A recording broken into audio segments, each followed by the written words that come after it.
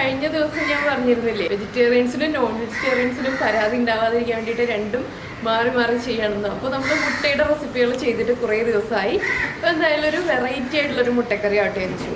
സാധാരണ നമ്മൾ മുട്ടക്കറി ഉണ്ടാക്കുമ്പോൾ കസൂരി മെത്തി ചേർക്കാറില്ല. അങ്ങനെ കുറച്ച് വ്യത്യാസങ്ങളൊക്കെ വരുത്തിയിട്ടുള്ള ഒരു മുട്ടക്കറിയാണ് നമ്മളിന്ന് ഉണ്ടാക്കുന്നത്. ഇതിപ്പോൾ നമ്മൾ പഞ്ചാബി റെസ്റ്റോറൻറ്റ്സിലൊക്കെ പോവുകയാണെങ്കിൽ ഇതുപോലത്തെ മുട്ടക്കറിയാണ് അവിടെ കിട്ടുക കേട്ടോ. അപ്പോൾ ആ രീതിയിലുള്ള മുട്ടക്കറിയാണ് നമ്മളിത് ചെയ്യുന്നത്. പിന്നെ മുട്ടക്കറിയിൽ ഞാൻ പറയുമ്പോൾ നിങ്ങൾ ആരും എന്നെ വഴക്ക് പറയരുത്. എന്താണെന്ന് വെച്ചിട്ടുണ്ടെങ്കിൽ കുറച്ച് പഞ്ചസാര ചേർത്താൽ വളരെ ടേസ്റ്റിയാണ്. അപ്പോൾ എല്ലാ റെസിപ്പീസിലും പഞ്ചസാര ചേർക്കുന്നു എന്നുള്ള പരാതി പറയാതിരിക്കാൻ വേണ്ടിയിട്ടാണ് ഞാൻ ആദ്യമേ പറയുന്നത്. കുറച്ച് പഞ്ചസാര ചേർക്കുകയാണെങ്കിൽ വളരെ അധികം ടേസ്റ്റാണ് നമ്മുടെ ഈ കറിക്ക്. പഞ്ചസാര ചേർത്തില്ല എന്നുണ്ടെങ്കിൽ ആ ഒരു ടേസ്റ്റ് കുറവുണ്ട് കേട്ടോ. അപ്പോൾ എല്ലാ റെസിപ്പീസിലും പഞ്ചസാര ചേർക്കുന്നു എന്ന് പറഞ്ഞിട്ട് ഇടയ്ക്ക് എനിക്ക് കമൻസ് വരാറുണ്ട്, ഇതെന്തിനാ ഇതിൽ പഞ്ചസാര ചേർക്കുന്നത്, എല്ലാത്തിലും എന്തിനാ പഞ്ചസാര ചേർക്കുന്നതെന്ന് ചോദിക്കാറുണ്ട്. പക്ഷെ നമ്മൾ ആ ഒരു കറക്റ്റ് ടേസ്റ്റ് എല്ലാവർക്കും കഴിയുമ്പോൾ കിട്ടാൻ വേണ്ടിയിട്ടാണ് പഞ്ചസാരയുടെ കാര്യമൊക്കെ പ്രത്യേകം പറയുന്നത്. അപ്പോൾ ഞാൻ ഇൻഗ്രീഡിയൻസ് പറയുമ്പോൾ പഞ്ചസാര ഞാൻ എടുത്തു വെച്ചിട്ടില്ല. പക്ഷെ ഞാൻ കറി ഉണ്ടാക്കുമ്പോൾ കുറച്ച് പഞ്ചസാര, ഒരു 2 പിഞ്ച് പഞ്ചസാര ചേർത്താൽ മതി, അധികമൊന്നും വേണ്ട. അപ്പോൾ ആ പഞ്ചസാരയും കൂടി ചേർത്താലേ നമ്മുടെ കറി പെർഫെക്റ്റ് ആവുള്ളൂ. അപ്പോൾ അത് താല്പര്യമുള്ള ആളുകൾക്ക് അത് ചേർക്കാം, താല്പര്യമില്ലാന്നുണ്ടെങ്കിൽ ഒഴിവാക്കാം. അപ്പോൾ നമുക്ക് എങ്ങനെയാണ് നമ്മുടെ ഈ പഞ്ചാബി സ്റ്റൈലിലുള്ള മുട്ടക്കറി നമ്മുടേതായ രീതിയിൽ ചെയ്യാൻ നോക്കാം. എന്ന് വെച്ചാൽ അതിൽ കുറച്ച് വ്യത്യാസം വരുത്തിയിട്ട് ഞാനിപ്പോൾ ഒരു കേരള ടച്ചും കൂടി കൊടുത്തിട്ടാണ് ആ റെസിപ്പി ചെയ്യുന്നത്. അവരുടെ ടേസ്റ്റ് തന്നെ നമുക്കങ്ങ് ഇഷ്ടപ്പെടില്ല. അവരിപ്പോൾ കടുകെണ്ണയൊക്കെ ഉപയോഗിച്ചിട്ട് അല്ലെങ്കിൽ ബട്ടർ ഉപയോഗിച്ചിട്ടൊക്കെയാണ് ചെയ്യുന്നത്. നമുക്കതൊന്നും പറ്റില്ല. നമ്മുടെ കേരളത്തിൻ്റെ ഇൻഗ്രീഡിയൻസും കൂടി ചേർത്തിട്ടാണ് നമ്മൾ നമ്മുടേതായ രീതിയിൽ ചെയ്യുന്നത്. അപ്പോൾ എങ്ങനെയാണ് നമ്മുടെ ഈ മുട്ടക്കറി എന്ന് നോക്കിയാലോ.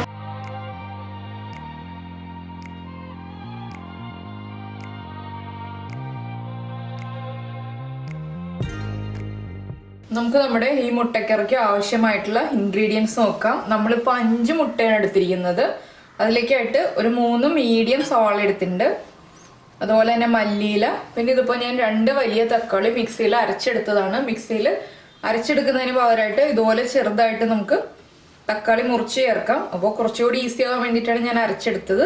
പിന്നെ നമ്മളെടുത്തിട്ടുള്ളത് ഇഞ്ചി, പച്ചമുളക്, വെളുത്തുള്ളി. പിന്നെ ഇതിലേക്ക് ആവശ്യമായിട്ടുള്ള മസാലപ്പൊടികൾ ഏതൊക്കെയാണെന്ന് വെച്ചിട്ടുണ്ടെങ്കിൽ നമ്മുടെ ഗരം മസാലപ്പൊടി വേണം, പെരിഞ്ജീരകം പൊടിച്ചത് വേണം, അതുപോലെ തന്നെ മഞ്ഞൾപ്പൊടി, മുളക് പൊടി, മല്ലിപ്പൊടി. പിന്നെ ഞാനിതിലേക്ക് കുറച്ച് കസൂരി മേത്തി ചേർക്കുന്നുണ്ട്. കസൂരി മേത്തിയുടെ ടേസ്റ്റും ഫ്ലേവറും ഒക്കെ ഇഷ്ടമാണെങ്കിൽ മാത്രം ചേർക്കുക, അത് ഓപ്ഷണലാണ്. ഇഷ്ടമല്ല എന്നുണ്ടെങ്കിൽ ചേർക്കേണ്ട ആവശ്യമില്ല. അപ്പോൾ നമ്മളിതിൽ എരിവിനായിട്ട് ചേർക്കുന്നത് പച്ചമുളകാണ്. ഞാനിപ്പോൾ നല്ല എരിവുള്ള പച്ചമുളകാണ് 2 എടുത്തിട്ടുള്ളത്. അപ്പോൾ ഒരുപാടങ്ങ് ഭയങ്കര എരിവുള്ള കറിയല്ല ഇത്, മീഡിയം എരിവേ ഉള്ളൂ. അപ്പോൾ എരിവ് കൂടുതൽ വേണമെന്നുണ്ടെങ്കിൽ പച്ചമുളകിൻ്റെ എണ്ണം കൂട്ടുക.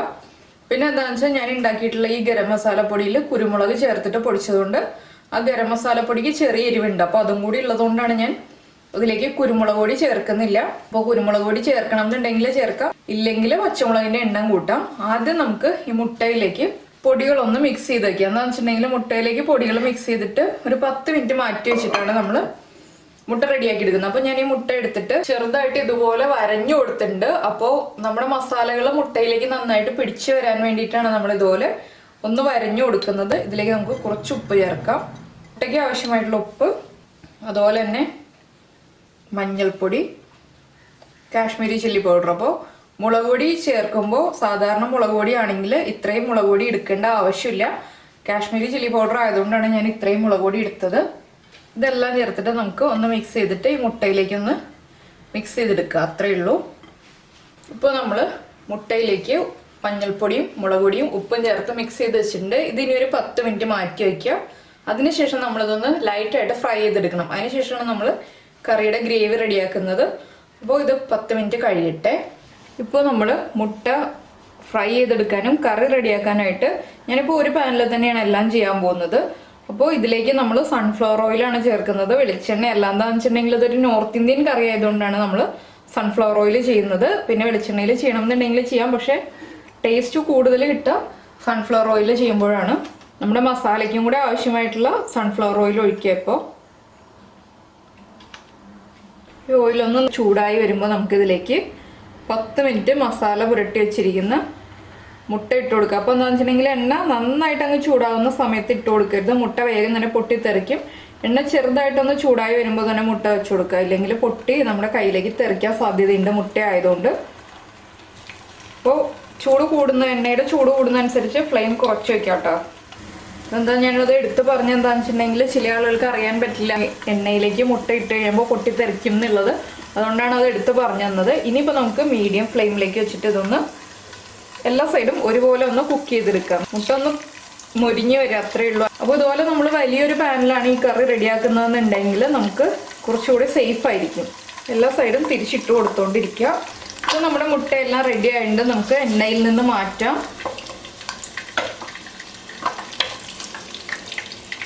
ഈ എണ്ണയിലേക്ക് നമുക്ക് നമ്മൾ ചെറുതായിട്ട് കട്ട് ചെയ്ത് വെച്ചിരിക്കുന്ന ഇഞ്ചി, അതുപോലെ തന്നെ വെളുത്തുള്ളി, പച്ചമുളക്, നമ്മൾ കട്ട് ചെയ്ത് വെച്ചിരിക്കുന്ന സവാള ഇത്രയും ചേർക്കാം. അപ്പോൾ നമ്മൾ ഈ എണ്ണയിൽ മുട്ട ചേർക്കുമ്പോൾ മുട്ടയിൽ നമ്മൾ ഉപ്പ് മിക്സ് ചെയ്തിരുന്നു. അതുകൊണ്ട് തന്നെ ഞാനിപ്പോൾ ഇനി സവാളയിലേക്ക് ഉപ്പ് ചേർക്കുന്നില്ല. എന്താണെന്ന് വെച്ചിട്ടുണ്ടെങ്കിൽ ആ ഉപ്പുള്ളതുകൊണ്ട് തന്നെ സവാള വേഗം സോട്ടായി കിട്ടും. അപ്പോൾ നമുക്ക് ഹൈ ഫ്ലെയിമിൽ വെച്ചിട്ടോ മീഡിയം ഫ്ലെയിമിൽ വെച്ചിട്ടോ ഏതാണോ നമുക്ക് എളുപ്പം ആ രീതിയിൽ വെച്ചിട്ട് സവാള നന്നായിട്ട് സോഫ്റ്റ് ആവുന്നത് വരെ ഇളക്കി കൊടുക്കാം. ഇപ്പോൾ നമ്മുടെ സവാള നമ്മൾ 7 മിനിറ്റായിട്ട് ഹൈ ഫ്ലെയിമിൽ വെച്ച് സോട്ട് ചെയ്തുകൊണ്ടിരിക്കുകയാണ്. ഇപ്പോൾ സവാളയുടെ കളറൊക്കെ നന്നായി ചേഞ്ച് ആയി തുടങ്ങുന്നുണ്ട്. ഇനി നമുക്കിതിലേക്ക് പൊടികൾ ചേർത്ത് തുടങ്ങാം. നമ്മളപ്പോൾ മുട്ടയിൽ കുറച്ച് മഞ്ഞൾപ്പൊടി ചേർത്തിരുന്നു. ഇതിലേക്ക് ഇനി നമ്മൾ ചേർക്കുന്നത് മഞ്ഞൾപ്പൊടിയാണ്.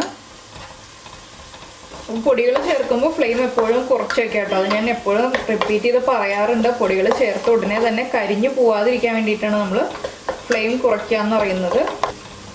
മഞ്ഞൾപ്പൊടി ചേർത്തിട്ട് മഞ്ഞൾപ്പൊടിയുടെ ആ ഒരു റോ സ്മെല്ല് മാറി വരുന്നത് വരെ ഇളക്കി കൊടുക്കുക. ഇതിലേക്ക് നമ്മൾ ഇനി ചേർക്കുന്നത് മല്ലിപ്പൊടി.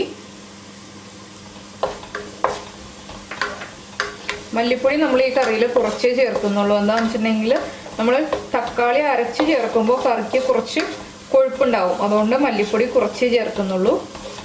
അപ്പോൾ തക്കാളി നമ്മൾ മുറിച്ചാണ് ചേർക്കുന്നതെങ്കിൽ 1.5 ടീസ്പൂൺ മല്ലിപ്പൊടി ചേർക്കുക. ഇതിപ്പോൾ ഞാൻ 1 ടീസ്പൂണേ എടുത്തിട്ടുള്ളൂ. മല്ലിപ്പൊടിയുടെയും ആ റോ സ്മെല്ലൊന്ന് മാറി വരുമ്പോൾ നമ്മളിതിലേക്ക് നമ്മൾ എടുത്ത് വെച്ചിരിക്കുന്ന കാശ്മീരി ചില്ലി പൗഡർ ചേർക്കുക. ഈ സമയത്ത് തന്നെ നമ്മൾ കുറച്ച് വെള്ളം തിളപ്പിക്കാൻ വയ്ക്കുക. എന്താണെന്ന് വെച്ചിട്ടുണ്ടെങ്കിൽ നമ്മുടെ ഈ ഒരു ഗ്രേവി നമ്മൾ പച്ചവെള്ളം ഒഴിച്ചിട്ടല്ല ചെയ്യുന്നത്, ചൂടുവെള്ളം ഒഴിച്ചിട്ടാണ് ചെയ്യുന്നത്. അല്ലാന്നുണ്ടെങ്കിൽ നമ്മൾ ഈ വഴറ്റിയെടുക്കുമ്പോൾ പിന്നെ പച്ചവെള്ളം ഒഴിച്ചിട്ടുണ്ടെങ്കിൽ ആ ഒരു പച്ച ടേസ്റ്റ് വരും നമ്മുടെ കറിക്ക്. അതുകൊണ്ടാണ് ചൂടുവെള്ളം റെഡിയാക്കി വെക്കുക എന്ന് പറയുന്നത്. ചില്ലി പൗഡറിൻ്റെയും ആ റോ ടേസ്റ്റ് ഒക്കെ ഒന്ന് മാറി വന്നിട്ടുണ്ട്. ഇതിലേക്ക് നമുക്കിനി അരച്ചു വെച്ചിരിക്കുന്ന തക്കാളി ചേർക്കാം. ഞാനിപ്പോൾ തക്കാളി ബ്ലാൻഡ് ചെയ്തിട്ടൊന്നല്ല അരച്ചത്, ചെറുതായിട്ട് കട്ട് ചെയ്തിട്ട് മിക്സിയുടെ ജാറിലേക്ക് ഇട്ടിട്ട് ഒന്ന് അരച്ചെടുത്തു. ഇനി ഇതിലേക്ക് നമുക്ക് ഉപ്പ് ചേർക്കാം. ആദ്യം നമ്മൾ ഉപ്പ് മുട്ടയിൽ ചേർത്തിരുന്നു, പിന്നീട് ഉപ്പ് ചേർത്തിട്ടില്ല. അപ്പോൾ ഗ്രേവിക്ക് ആവശ്യമായിട്ടുള്ള ഉപ്പ് ചേർക്കാം. തക്കാളി ചേർത്ത് ഉപ്പും ചേർത്ത് കഴിയുമ്പോൾ നമുക്ക് ഹൈ ഫ്ലെയിമിൽ വയ്ക്കാം. ഇനി എണ്ണ തെളിഞ്ഞ് വരണം. എണ്ണ തെളിഞ്ഞ് വന്നിട്ടാണ് നമ്മൾ വെള്ളം ചേർക്കേണ്ടത്. അപ്പോൾ നമ്മൾ തക്കാളി അരച്ചത് ചേർത്തിട്ട് ഒരു 4 മിനിറ്റായി ഹൈ ഫ്ലെയിമിൽ വെച്ച് കുക്ക് ചെയ്തുകൊണ്ടിരിക്കുന്നു. ഇനി ഇതിലേക്ക് നമുക്ക് ചൂടുവെള്ളം ചേർക്കാം. അപ്പോൾ നമുക്ക് എത്ര ഗ്രേവി വേണോ, ലൂസായിട്ടുള്ള ഗ്രേവി വേണോ അതനുസരിച്ച് നമ്മൾ വെള്ളം ചേർക്കാം.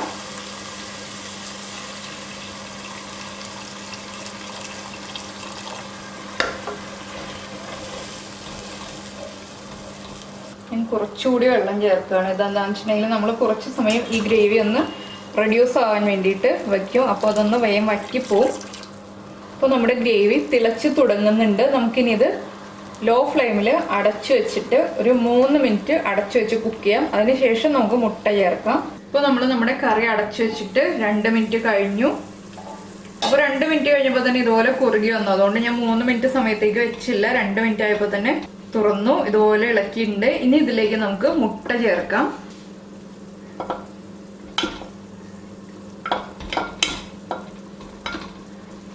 മുട്ട ചേർത്തിട്ട് ഇപ്പോൾ കുറേ ഗ്രേവി ഉണ്ട്. ഇത് നമ്മൾ ലോ ഫ്ലെയിമിൽ തന്നെ വെച്ചിട്ട് കുക്ക് ചെയ്ത് വറ്റിച്ചെടുക്കാന്ന് വെച്ചിട്ടുണ്ടെങ്കിൽ ചെറിയ ഗ്രേവി ഉണ്ടാവുള്ളൂ നമ്മുടെ കറിയിൽ, അധികം ഗ്രേവി ഉണ്ടാവില്ല. അപ്പോൾ എന്താണെന്ന് വെച്ചിട്ടുണ്ടെങ്കിൽ മുട്ട ഈ മസാലയിൽ കിടന്നിട്ട് കറക്റ്റായിട്ട് കുക്കായി വരണം. അത്രയും സമയം നമ്മൾ ഈ ഗ്രേവി ഒന്ന് റെഡ്യൂസ് ആയി വരുന്നത് വരെ ലോ ഫ്ലെയിമിൽ തന്നെ വയ്ക്കുക.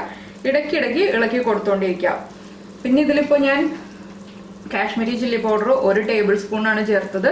അതിൽ നിന്ന് കുറച്ചെടുത്തിട്ടാണ് നമ്മൾ മുട്ടയിലേക്ക് മിക്സ് ചെയ്യാൻ വേണ്ടിയിട്ട് എടുത്തത്. അതുപോലെ തന്നെ 1/4 ടീസ്പൂൺ മഞ്ഞൾപ്പൊടിയിൽ നിന്നും കുറച്ച് മഞ്ഞൾപ്പൊടി എടുത്തിട്ടാണ് മുട്ടയിലേക്ക് മിക്സ് ചെയ്തത്. അപ്പോൾ എല്ലാം ചേർത്തിട്ടാണ് ഇൻഗ്രീഡിയൻസിന്റെ അളവ് പറയുന്നത്.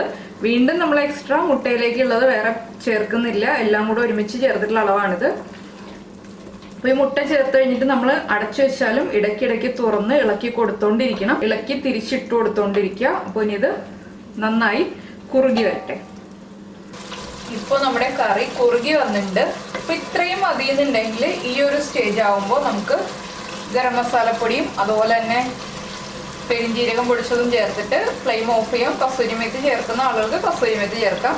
ഞാനിപ്പോൾ കുറച്ചുകൂടി കുറുകിയ രീതിയിലാണ് എടുക്കുന്നത്. അപ്പോൾ ഇത്രയും സമയം എന്ന് പറയുമ്പോൾ 10 മിനിറ്റാണ് നമ്മൾ കുക്ക് ചെയ്തത്. ഈ ഒരു കൺസിസ്റ്റൻസിയിലുള്ള ഗ്രേവി ആയിട്ട് എടുക്കുകയാണെങ്കിൽ 10 മിനിറ്റ് കുക്ക് ചെയ്യുക. ഞാൻ കുറച്ചുകൂടി സമയം കുക്ക് ചെയ്യുന്നുണ്ട്. ഇനിയിപ്പോൾ ഞാൻ അടച്ചു വയ്ക്കുന്നില്ല. എന്താണെന്ന് വെച്ചിട്ടുണ്ടെങ്കിൽ നമ്മുടെ എണ്ണയൊക്കെ കറക്റ്റായിട്ട് തെളിഞ്ഞ് കറി കറക്റ്റ് ആയിട്ടുണ്ട്. പിന്നെ കുറച്ചുകൂടി ഒന്ന് ഗ്രേവി കുറുകി വരാൻ വേണ്ടി മാത്രമാണ് ഞാൻ തുറന്ന് വെച്ചിട്ട് ഇതുപോലെ കുക്ക് ചെയ്യുന്നത്. അപ്പോൾ ഉപ്പ് ചെക്ക് ചെയ്യുക. ഉപ്പ് കുറവാണെങ്കിൽ ഉപ്പ് ആഡ് ചെയ്ത് കൊടുക്കുക. അതുപോലെ തന്നെ നമ്മൾ എടുക്കുന്ന തക്കാളിക്ക് പുളി കൂടുതലാണെന്നുണ്ടെങ്കിൽ നമ്മളൊന്ന് ടേസ്റ്റ് ചെയ്ത് നോക്കാം. പുളി കൂടുതലാണെന്നുണ്ടെങ്കിൽ ഒരു 2 പിഞ്ച് പഞ്ചസാര ഇപ്പോൾ ചേർക്കാം. അപ്പോൾ ആ പുളി ഒന്ന് ബാലൻസ് ആവും. പുളി ചെക്ക് ചെയ്തിട്ട് കുഴപ്പമില്ല എന്നുണ്ടെങ്കിൽ പഞ്ചസാര ചേർക്കേണ്ട ആവശ്യമില്ല. അത് ഓപ്ഷണലായിട്ടുള്ള സ്റ്റേജാണ്, ഞാൻ പറഞ്ഞു തന്നു മാത്രമേ ഉള്ളൂ. അപ്പോൾ ഞാൻ ഇതിൻ്റെ ഉപ്പും പുളിയൊക്കെ ചെക്ക് ചെയ്യട്ടെ. അതിലേക്ക് ഞാൻ കുറച്ച് ഉപ്പ് ചേർക്കുന്നുണ്ട്. ഉപ്പ് കുറവാണ്. ഇനിയിപ്പോൾ ഞാൻ ഫ്ലെയിം ഓഫ് ചെയ്തു. ഫ്ലെയിം ഓഫ് ചെയ്തിട്ടാണ് ഇതിലേക്ക് നമ്മുടെ ഗരം മസാലപ്പൊടി ചേർക്കുന്നത്. ഗരം മസാലപ്പൊടി 1/2 ടീസ്പൂണാണ് ചേർക്കുന്നത്. അതുപോലെ തന്നെ പെരിഞ്ജീരകം പൊടിച്ചത്. പെരിഞ്ജീരകം ചേർത്തിട്ടുള്ള മുട്ടക്കറിക്ക് ടേസ്റ്റ് കൂടുതലാണ് കേട്ടോ. അതുകൊണ്ടാണ് നമ്മൾ മുട്ടക്കറിയിൽ പെരിഞ്ജീരകം ചേർക്കുന്നത്. ഇനി നമ്മൾ ഇതിലേക്ക് ചേർക്കുന്നത് കസൂരി മേത്തിയാണ്. അപ്പോൾ ഇത് താല്പര്യം ഉണ്ടെങ്കിൽ മാത്രം ചേർക്കുക, ഇല്ലെങ്കിൽ നമ്മൾ മല്ലിയില മാത്രം ചേർത്താൽ മതി. അപ്പോൾ അത് ഓപ്ഷണലാണ്, ഓരോരുത്തർക്കും ഓരോ ചോയ്സ് ആയിരിക്കുമല്ലോ. ഇവിടെ കിച്ചൂസിന് എല്ലാ റെസിപ്പിയിലും നമ്മൾ കസൂരി മേത്തി ചേർത്തിട്ട് ഉണ്ടാക്കി കൊടുക്കുകയാണെങ്കിൽ അത്രയ്ക്ക് ഇഷ്ടമാണ്. അതുകൊണ്ട് മാത്രം ഞാനിപ്പോൾ കുറച്ച് കസൂരി മേത്തി ചേർക്കുന്നുണ്ട്. ഏകദേശം ഒരു 1/2 ടീസ്പൂൺ കസൂരി മേത്തി എടുത്തിട്ടുണ്ട്. ഇതിലേക്ക് നമുക്ക് മല്ലിയിലയും ചേർക്കാം. ഇതെല്ലാം ചേർത്തിട്ടൊന്ന് മിക്സ് ചെയ്യുക. ഇത്രയേ ഉള്ളൂ, നമ്മുടെ കറി റെഡി ആയി കഴിഞ്ഞു. അപ്പോൾ ഇത് നമുക്ക് ഈ ഒരു കറി ചപ്പാത്തിയുടെയും അപ്പത്തിന്റെയും പൊറോട്ടയുടെയും എല്ലാം കൂടെ കഴിക്കാം. ചപ്പാത്തിയുടെ കൂടെ ആയിരിക്കും ഏറ്റവും നല്ല കോമ്പിനേഷൻ വരുന്നത്. അതെ, പൊറോട്ടയുടെ കൂടെയും വളരെ നല്ലൊരു കോമ്പിനേഷനാണ് പൊറോട്ട ഇഷ്ടമുള്ള ആളുകൾക്ക്. പിന്നെ എല്ലാവരും ഹെൽത്ത് വൈസ് നോക്കിയിട്ട് ഇപ്പോൾ ചപ്പാത്തിയാണല്ലോ കൂടുതൽ കഴിക്കുന്നത്. അതാണ് ഞാൻ ചപ്പാത്തിയുടെ കൂടെ എന്ന് പറഞ്ഞത്. അപ്പോൾ നമുക്ക് ഏതാണോ ഇഷ്ടം അതിൻ്റെ കൂടെ ചേർത്ത് കഴിക്കാം. പിന്നെ നമ്മൾ കഴിഞ്ഞ ദിവസം ഉണ്ടാക്കിയ പാലപ്പത്തിൻ്റെ കൂടെ കഴിക്കാനാണെങ്കിലും പെർഫെക്റ്റ് ടേസ്റ്റ് തന്നെയാണ്. അപ്പോൾ എന്തായാലും എല്ലാവരും ഈ ഒരു മുട്ടക്കറി ഉണ്ടാക്കി കഴിച്ചതിന് ശേഷം ഫീഡ്ബാക്ക് അറിയിക്കുക. അതുപോലെ തന്നെ ലൈക്ക് ചെയ്യുക, ഷെയർ ചെയ്യുക, കമൻറ്റ് ചെയ്യുക. സബ്സ്ക്രൈബ് ചെയ്യാത്ത ആളുകൾ സബ്സ്ക്രൈബ് ചെയ്യുക. സബ്സ്ക്രൈബ് ചെയ്യുമ്പോൾ ആ ബെല്ലൈക്കണിലും കൂടെ ഒന്ന് ക്ലിക്ക് ചെയ്യുക. അപ്പോൾ ഞാൻ ഡെയിലി വീഡിയോസ് അപ്ലോഡ് ചെയ്യുമ്പോൾ നോട്ടിഫിക്കേഷൻ കിട്ടും. നമുക്ക് നമ്മുടെ അടുത്ത റെസിപ്പിയുമായിട്ട് അടുത്ത ദിവസം കാണാം. ബൈ.